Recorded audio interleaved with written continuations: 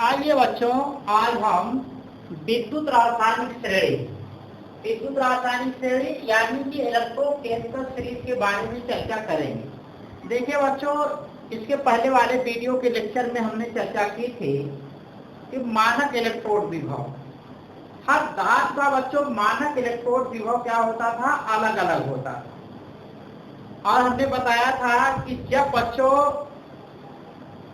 किसी धातु की छड़ को उसी धातु के लवण के विलयन में डुबोते थे तो जो धातु का छड़ और विलयन का स्पर्श तल होता था तो उनके बीच क्या है, एक विभवांतर उत्पन्न हो जाता था। उस विभवांतर को बच्चों हम बोलते थे इलेक्ट्रोड विभव। लेकिन बच्चों अगर उस विलयन का टेम्परेचर 25 डिग्री सेंटीग्रेड रखते थे और विलयन की सांद्रता 1 मोलर रखते थे तो उस समय जो विभवांतर उत्पन्न होता था तो उसको हम मानक इलेक्ट्रोड विभव बोलते थे।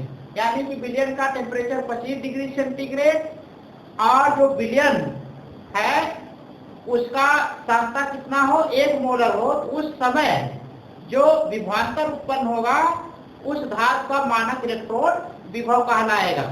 तो देखिए बच्चों, अलग अलग धातुओं के लिए अलग अलग मानक इलेक्ट्रोड विभव होगा।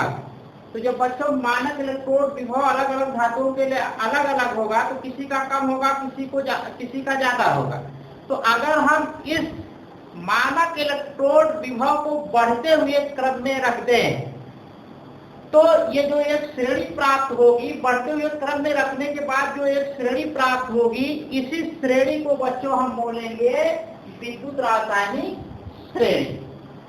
यानी कि जब मानक इलेक्ट्रोड धातुओं के मानक इलेक्ट्रोड विभव को बढ़ते हुए क्रम में रखे तो जो श्रेणी प्राप्त होगी उसको हम मानक इलेक्ट्रोड विभव बोलेंगे। देखिए बच्चों, आपको यहाँ बताया जा रहा है कि जब धातुओं को उनके मानक इलेक्ट्रोड विभव, जो विभव लेना है वो कैसा लेना है, मानक इलेक्ट्रोड विभव लेना है, के बढ़ते हुए क्रम में रखते हैं तो एक श्रेणी प्राप्त होती है। जब बच्चों बढ़ते हुए क्रम में रखेंगे तो एक श्रेणी प्राप्त होगी जिसे धातुओं की विद्युत रासायनिक श्रेणी कहते हैं। अब इस प्रकार बच्चों अगर आपसे पूछा जाए कि विद्युत रासायनिक श्रेणी क्या होती है तो आप यही बताएंगे कि जब धातुओं को उनके मानक इलेक्ट्रोड विभव के बढ़ते हुए क्रम में रखते हैं तो एक श्रेणी प्राप्त होती है। इसी श्रेणी को हम विद्युत रासायनिक श्रेणी बोलेंगे। इसका विद्युत रासायनिक श्रेणी क्योंकि धातुओं के मानक इलेक्ट्रोड विभव से प्राप्त हो रहा है इसलिए धातुओं की विद्युत रासायनिक श्रेणी कहेंगे। आगे देखिए बच्चों, लिखा जा रहा है, ये तो विद्युत रासायनिक श्रेणी हो गई। आगे देखिए उसी से संबंधित है कि हाइड्रोजन को श्रेणी के मध्य रखा गया है। यानी कि बच्चों जो श्रेणी है उस श्रेणी में हाइड्रोजन को मध्य में रखा गया है। यानी कि जब हम इनका मानक इलेक्ट्रोड विभव बच्चों ज्ञात करेंगे धातुओं का तो उस मानक इलेक्ट्रोड विभव में हाइड्रोजन का जो मानक इलेक्ट्रोड विभव है उसको मध्य में रखेंगे। और बच्चों इसका जो मानक इलेक्ट्रोड विभव 0 माना जाता है, 0 मानकर विद्युत रासायनिक श्रेणी बनाई गई है। तो वही आगे कहा जा रहा है जिसका मानक इलेक्ट्रोड विभव क्या है, 0 माना गया है।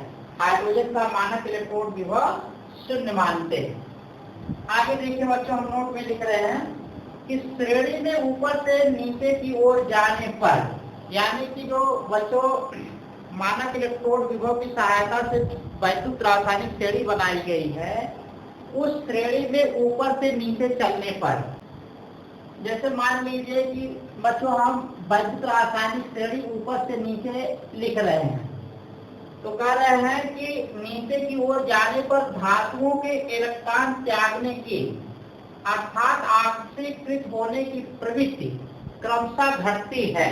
तो देखिए बच्चों, जो हम यहाँ धातु लिखेंगे ऊपर से नीचे, ये कह रहे हैं कि जब विद्युत रासायनिक श्रेणी में ऊपर से नीचे आ पाएंगे तो धातुओं के इलेक्ट्रॉन त्यागने की प्रवृत्ति क्या है, घटती जाती है। यानी कि ऊपर इलेक्ट्रॉन त्यागने की प्रवृत्ति अधिक होगी और नीचे क्या होगी, कम होगी। तो इस प्रकार बच्चों हम लिख सकते हैं कि जब भी वैद्युत रासायनिक श्रेणी ऊपर से नीचे लिखेंगे तो हम लिख सकते हैं कि धातुओं में इलेक्ट्रॉन त्यागने की प्रवृत्ति घटता हुआ क्रम, यानी कि घटने का क्रम इस नीचे एरो की तरफ लगा देंगे। तो ऊपर इसका मतलब कि इलेक्ट्रॉन त्यागने की प्रवृत्ति ज्यादा है धातुओं में, और नीचे इलेक्ट्रॉन त्यागने की प्रवृत्ति बच्चों क्या है, कम है। अब देखिए बच्चों, जब ऊपर इलेक्ट्रॉन त्यागने की प्रवृत्ति धातुओं में ज्यादा है तो इसका मतलब कि ऊपर वाले धातु वैद्युत रासायनिक श्रेणी में ज्यादा सक्रिय है, और नीचे वाले जो धातु हैं वो क्या है, कम सक्रिय होंगे, क्योंकि इसमें इलेक्ट्रॉन त्यागने की प्रवृत्ति क्या है, कम है। आगे देखिए बच्चों, इसमें कहा जा रहा है कि धातुओं में इलेक्ट्रॉन त्यागने की अर्थात ऑक्सीकृत होने की प्रवृत्ति क्रमशः घटती है। एक शब्द आया बच्चों ऑक्सीकृत, आप यही समझ लीजिए, आप अगली कक्षा में पढ़ेंगे ऑक्सीकरण क्रिया और अपचयन क्रिया। जब देखिए बच्चों इलेक्ट्रॉन का निष्कासन होता है, जब कोई परमाणु यौगिक या आयन इलेक्ट्रॉन का त्याग करता है तब उसको बोलते हैं ऑक्सीकरण अपक्रिया, यानी कि ऑक्सीकरण अपक्रिया में इलेक्ट्रॉन क्या होता है, मुक्त होता है, निकलता है। जब इलेक्ट्रॉन बच्चों निकलेगा तो उसको हम बोलते हैं ऑक्सीकरण अपक्रिया, वही हमारा क्या हो जाएगा, ऑक्सीकृत। क्योंकि अभी हमने कहा है कि बच्चों इलेक्ट्रॉन त्यागने की प्रवृत्ति घटती है, तो बच्चों धातुओं से इलेक्ट्रॉन निकल रहा है, इसका मतलब धातुओं का ऑक्सीकरण हो रहा है, यानी कि धातुएं क्या है, ऑक्सीकृत हो रही है। और वहीं पर बच्चों अगर इलेक्ट्रॉन ग्रहण करता है कोई परमाणु आयन या यौगिक, तो उसको हम कहते हैं अपचयन अपक्रिया। तो इसका मतलब ये हुआ कि वो परमाणु आयन जब इलेक्ट्रॉन ग्रहण कर रहा है वो क्या हो रहा है, अपचयित हो रहा है। तो इलेक्ट्रॉन ग्रहण करने की जो प्रवृत्ति है उस अपक्रिया को बोलेंगे बच्चों हम अपचयन अपक्रिया या अपचय। आगे से कहा जा रहा है बच्चों, अर्थात धातुओं की अपचायक क्षमता श्रेणी में ऊपर से नीचे की ओर घटती है। अब देखिए बच्चों, यहाँ ऑक्सीकृत फिर यहाँ अपचायक आ गया। अभी हमने बताया था कि अपचयन जब इलेक्ट्रॉन ग्रहण करता है तब वहाँ अपचयन अपक्रिया होती है। तो अब यहाँ देखिए ऑक्सीकरण की अपक्रिया है, इसका मतलब इलेक्ट्रॉन त्यागा जा रहा है। जैसे हम एक उदाहरण लेते हैं, मान लीजिए सोडियम एक परमाणु है, अगर ये एक इलेक्ट्रॉन त्याग क्या बना लेगा, Na को, इसको बोलेंगे ऑक्सीकरण अभिक्रिया। अगर बच्चों यही मान लीजिए हम क्लोरीन लेते हैं तो ये क्या करता है, इलेक्ट्रॉन ग्रहण करेगा क्योंकि इसकी विद्युत ऋणात्मकता ज्यादा है। इस पर Cl पर क्या आ गया, निगेटिव चार्ज, क्योंकि क्लोरीन क्या है, इलेक्ट्रॉन ग्रहण कर रहा है, इसलिए यह क्रिया हमारा क्या हो जाएगा, अपचयन अभिक्रिया। यह अपचयन अभिक्रिया हो गया। तो अब बच्चों एक चीज ये कहा गया कि ये इलेक्ट्रॉन त्यागने की प्रवृत्ति इनकी घटती जाती है या ऑक्सीकृत होने की प्रवृत्ति क्या है, घटती जाती है, यानी कि इलेक्ट्रॉन त्यागने की प्रवृत्ति घटती जाती है, तो यानी कि ऑक्सीकरण अपक्रिया की दर क्या होगी, घटती जाएगी इनके कहने के हिसाब से।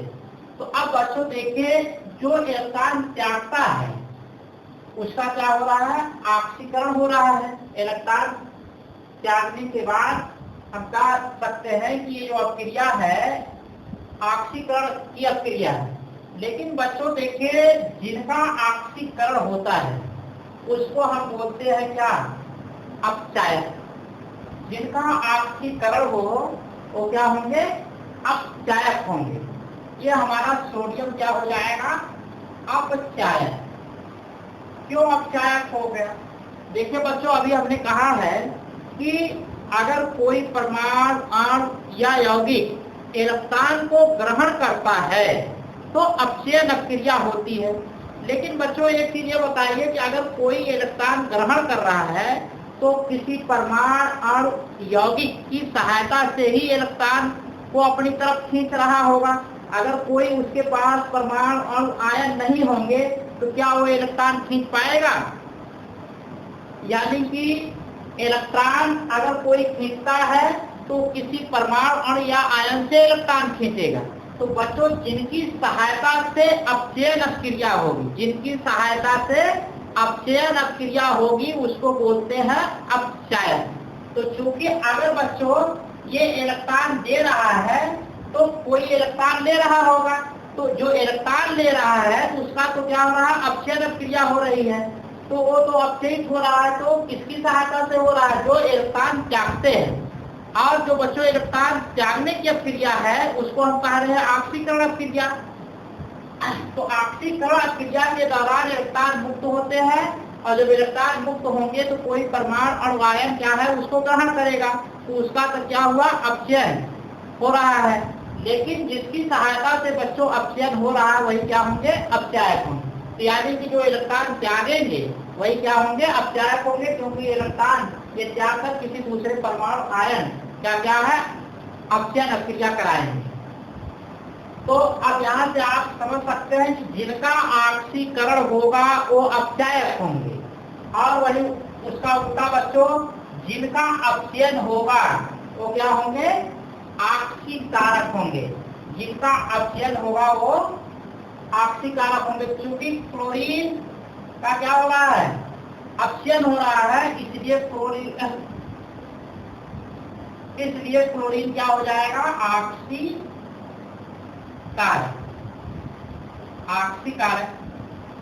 अब बच्चों ऑक्सीकारक किसे कहेंगे, यानी कि जिनकी सहायता से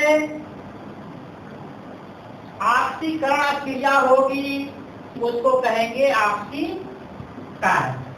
अब चूंकि बच्चों ये जो क्लोरीन है इनकी सहायता से कैसे ऑक्सीकरण हो रहा है, चूंकि देखिए बच्चों ये इलेक्ट्रॉन खींच रहा है, तो ये किसी परमाणु अणु या आयन या यौगिक से क्या करेगा, इलेक्ट्रॉन खींचेगा। जिससे बच्चों खींचेगा उसका क्या हो रहा है, ऑक्सीकरण हो रहा है।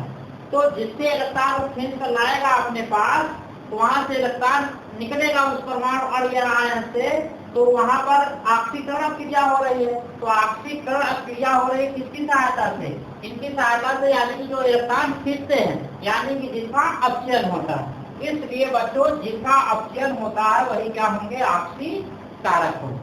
आप बच्चों ये अपने दिमाग में रख लीजिए कि जिनका ऑक्सीकरण होगा उनको अपचायक होंगे, और जिनका अपचयन होगा वो क्या होंगे, ऑक्सीकारक होंगे।